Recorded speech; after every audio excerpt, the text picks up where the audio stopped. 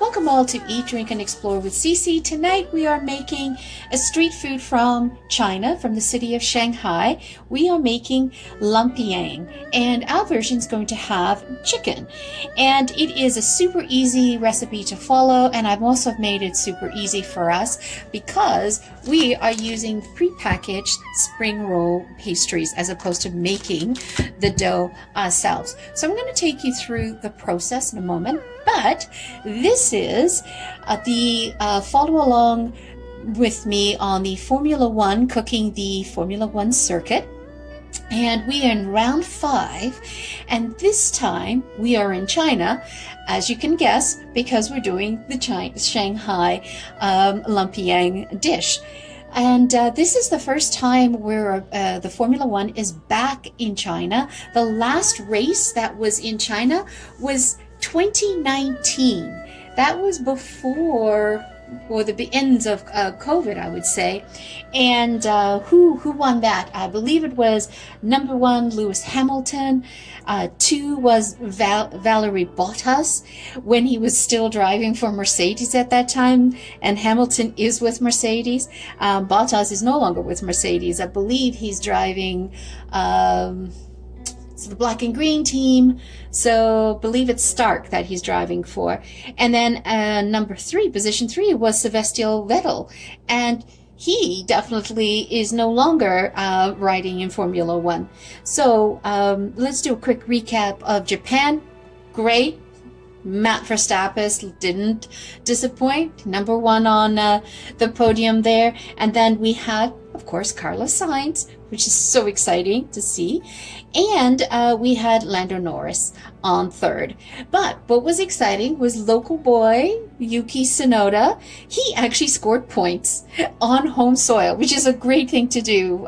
So he got team points because he came in P10 on that. So, all right, let's get to the actual recipe. As I said, super easy. It's called a lang pao, and you can make it out of chicken, you can make it out of pork, you can make it on a series of different things. We are going to use this beautiful chicken breast here that I have. Run down the ingredients. So I have half a cup of chopped celery. We have diced, very tiny diced carrots in here, and I'll show you how I dice them that tiny. Same thing with the celery. So half a cup. This is a small onion, so that was a half a cup, and 3 cloves of garlic, and I'll chop out the last one. You definitely want to use 1 tablespoon of coarse salt. I happen to have sea salt here, so whatever coarse salt you have, but I wouldn't use the kosher salt. So you want to go with something a little stronger in there. And then half a teaspoon of black pepper. And we have here a tablespoon of oyster sauce. Yes, I know it sounds weird, but that's very common in Chinese cooking. So that is a tablespoon of oyster sauce, and I have a tablespoon of toasted sesame seed oil. You don't have to use toasted. You could just use regular sesame seed oil. That's fine. I find that the toasted gives it a nice back flavor. And this is like super easy to put together. And then I got the smaller spring roll wraps. I didn't get the big ones. I got the nice small ones to make it nice and small. So we have finger food for when we're watching the race on that end. And then I'm decided that I'm not going to try to deep fry them. I'm going to try to pan fry them and see how that turns out. But one thing that is different on the way I make my recipe compared to what they do on the streets in Shanghai is I'm actually going to cook everything. I'm going to pre-cook everything before I stuff the spring roll wrappers. So then I know 100% that everything is cooked and there's no worries in there. So let's get started. Let me show you how I'm going to prepare everything. So when I said the carrots, you know, the carrots, you definitely want to make sure that your carrots are finely diced. So I just sort of take that and try to cut them in ribbons. So you simply just want to get this like this. Then you put them together. Turn them around. And now what we're going to do is cut them in slices. This is how you get a nice fine dice. And then you just... I did exactly the same thing with the celery. I took the ribbons, cut them in half, cut them in thirds. Try to get as thin as possible. You can put anything you really want in these lumpine. Oh, I'm bastardizing it. I apologize. I'm not saying it very well. But they're so delicious. I love finger food. It just... everything tastes better when you eat with your fingers, I find. And the reason why I'm trying to get them as small as possible is because we're going to do it in a filling. And you don't want big chunks in the filling. You want it nice and diced in there. And I'm also going to add in a bit of parsley. I'm using Italian flax leaf, but you could definitely use cilantro in here, or you could use the leaves from the top of your celery. My celery didn't have any leaves when I bought it, so they didn't have any tops, so that's why I'm using parsley. So we're just going to slice a little bit. And this is to add color and some flavor, and I'm even chopping up the stalks to go inside, because that's a lot of flavor that those stalks will impart. Because we're going to take the chicken breast, and it's very thick, so we're going to do a fine mince on this. You can, we'll probably just use one chicken breast because this is a fairly thick one. And then we'll just get rid of the tenders. And be careful with super sharp knives. And I just try to get rid of any of the tendons. I don't have to worry about that. Great. Okay, so what we're going to do is we want to slice this really thin. So I'm going to mince this down as much as we can. I mean, you could use a food processor if you had it. I'm just going to do it the old-fashioned way. Now I'm using chicken breast. You could use thighs. You could use the drumstick meat. It's like totally up to you. Wait, what cuts of meat you have? I just happen to have chicken breast. So what I'm doing here is just pushing it down as much as I possibly can. The more you can mince it, the better. It means it'll cook faster as well. But at least we know what's in this concoction that we're making. Very good. Yeah, we're definitely going to need the second breast. So.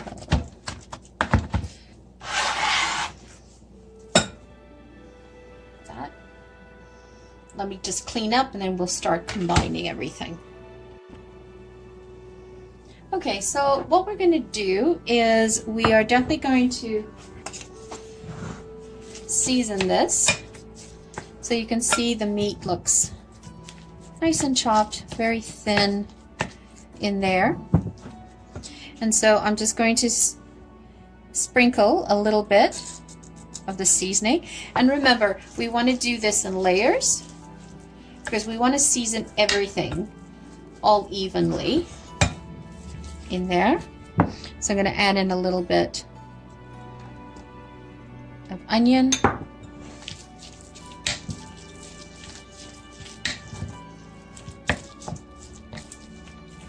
Just the raw onion, and then I'm going to put in a little bit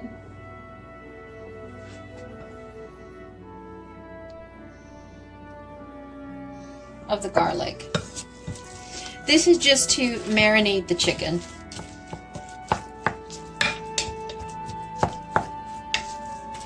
Because now I'm just going to we're going to pop over to the stove, and then we'll cook this down, and we'll cook the vegetables first. And then we'll throw in the meat so this will be about 10 minutes or so, getting some additional flavor. I'm just going to drizzle a little bit of olive oil, and I'm using the lemon infused olive oil. All right.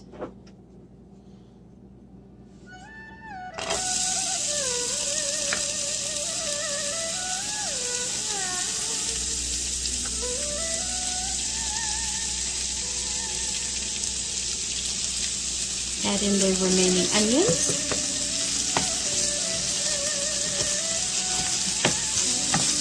And remember, we don't put the garlic in until the very end because we don't want to burn the garlic. So let's soften this. We're not trying to get this to be caramelized. Just trying to soften it nicely.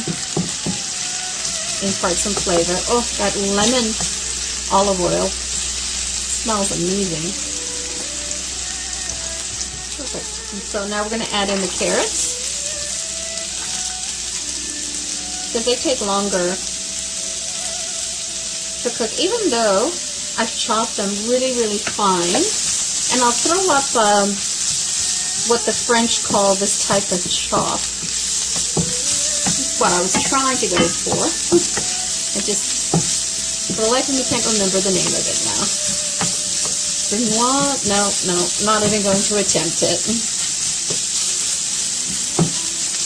And we'll pop down the celery as well.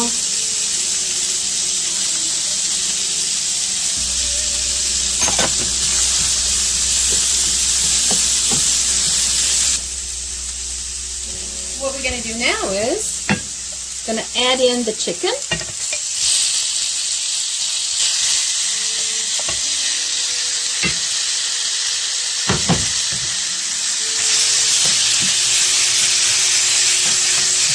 Reduce the stove down a little.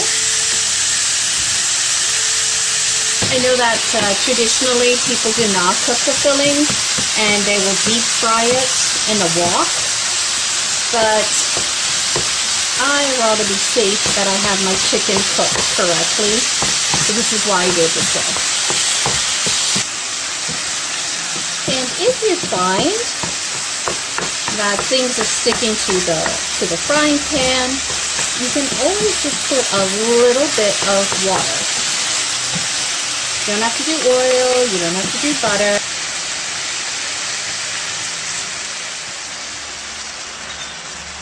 That was less than a quarter cup.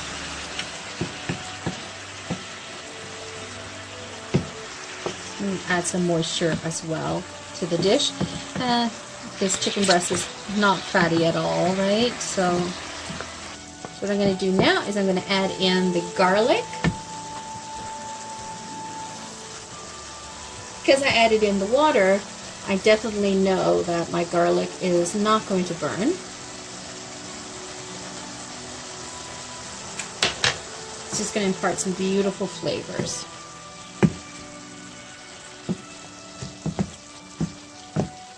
It's all about layers.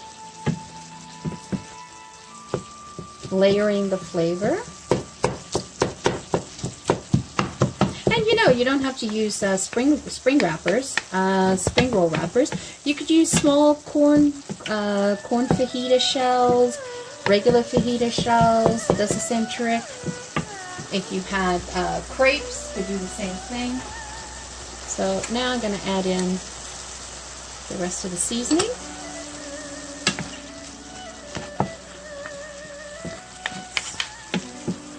Let's impart that, move that around.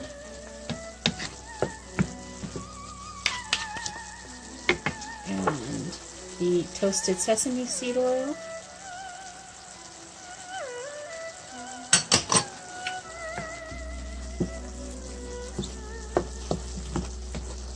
I'm going to turn off the stove a little to a number 8. That's my second highest number on my stove. The next one would be high. And we can smell that sesame. We are going to put in the oyster sauce. in here.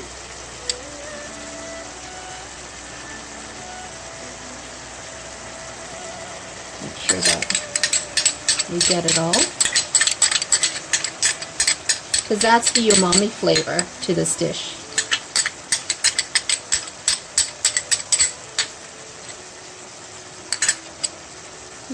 Wonderfully gooey, sticky.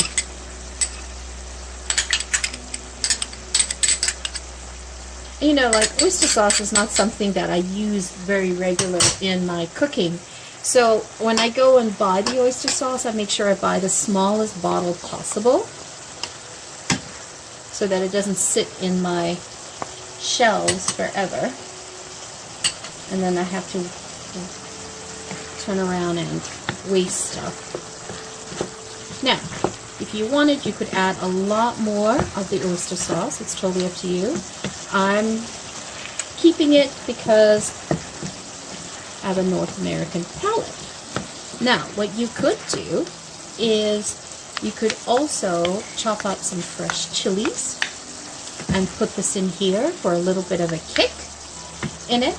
And what I'm going to do is I'm just going to put some chili flakes in it. Just for a bit of a kick. I'll call it my Shanghai surprise when they go to eat it. Awesome. Alright, so this is pretty much done.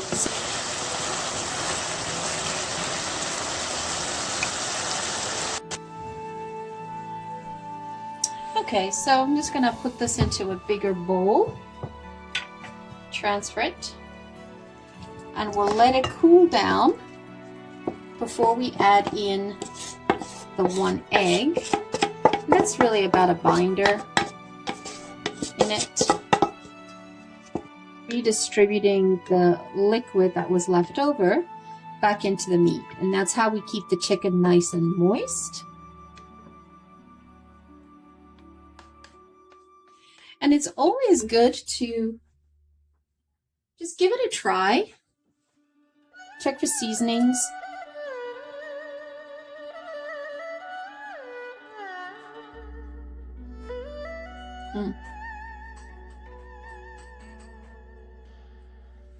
Definitely.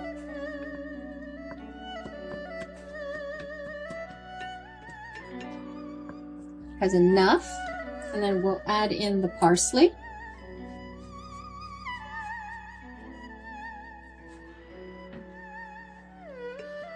Mix that. Gives it some wonderful color to it as well.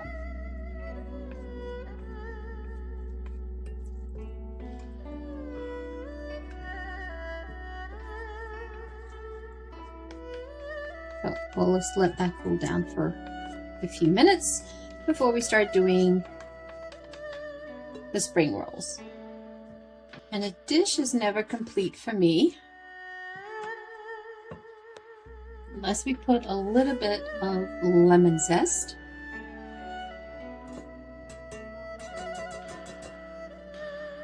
And a squeeze of lemon. This will brighten up the dish, especially if you feel maybe it's a little too greasy. Again, this all depends on what type of meat you use. So if you're using pork, this will be very helpful to control that, or dark chicken, make the fattiness. That counterbalancing also with the oyster sauce, because the oyster sauce is also salty. And we did put a tablespoon of coarse salt.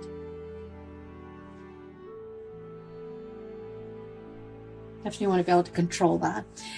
And now we're just going to put in 1 egg. And we're just going to combine this. You definitely, judge how many eggs you need to put based on how much meat you have, but 1 egg is more than enough for what I have here. And the reason why I waited for the mixture to cool down is I did not want the egg to scramble when I added it into the mixture. So that's another reason why you want to have it cool down. Let's take a look at the mixture here. See? Nice. And it's got some liquid in there, so it has some moisture. So it's definitely not going to be too dry of a filling as well. So let's start putting them together. So I'm using the spring roll wrappers. You can get this anywhere in any grocery store nowadays. You do not need to go to any specialty grocery store. I found it in the freezer section where they sell like Chinese dumplings, the frozen vegetables area. Okay, so what you are going to need is you're going to need a bowl of water so that you can seal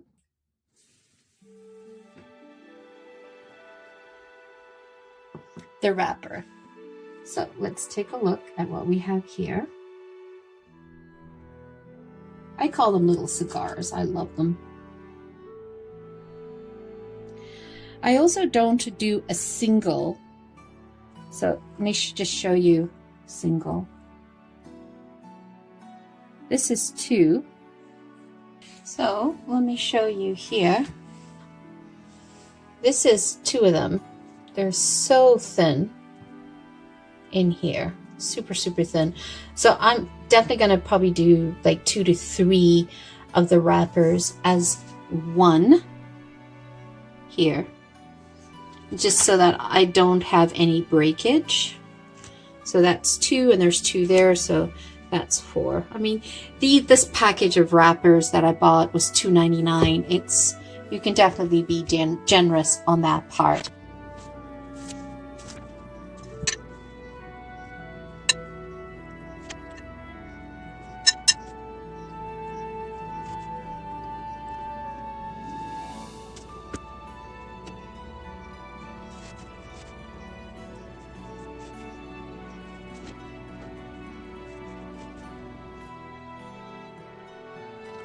And I like to do this just for color and crunchiness.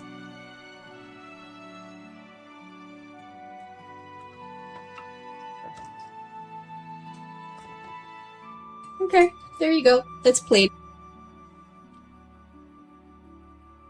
So there you have it. The Shanghai street food Lumpiang, and it's nice and crunchy. And I did not deep fry that. And then I did the fajita style one, and I did that as a purse. And you can see how that's perfectly portable as well. That's a great meal. Just serve it with a salad and you're good to go. And then I have some dressings here. I have a hot dipping sauce in here, and then this is a Taren soya sauce I made the other day to go with my yakitori Japanese chicken skewers. So let's dip that in and let's give this a try.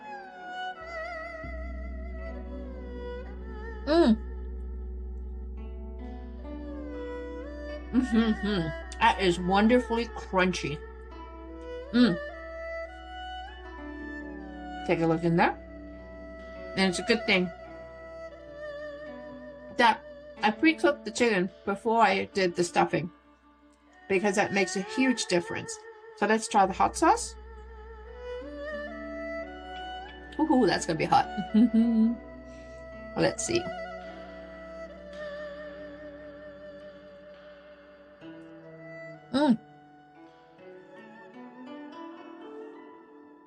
Thumbs up on that one. Wow, that's going to be fun to have while we watch the race. Coming back to China, 2024. So who's going to be? Is it going to be Max? Lewis? Charles? Or, let's say, no, I'm not going to say Charles. I'm going to predict it's going to be Max, it's going to be Carlos Sainz, and Sergio Perez. Those are my predictions for Japan. Let's see how it turns out. All right, thank you so much for joining me and spending the time Greatly appreciated. I'm having a bit of fun with my favorite sports that I like to watch and cooking along the F1 circuit. So once again, thank you so much for spending your time with me today. It's greatly appreciated. If you like this video, by all means, press the like button, subscribe, because that helps us get our channel out there and promoted by YouTube's algorithm to more enthusiasts like yourself. Thank you so much. Once again, have a wonderful day. Ciao for now.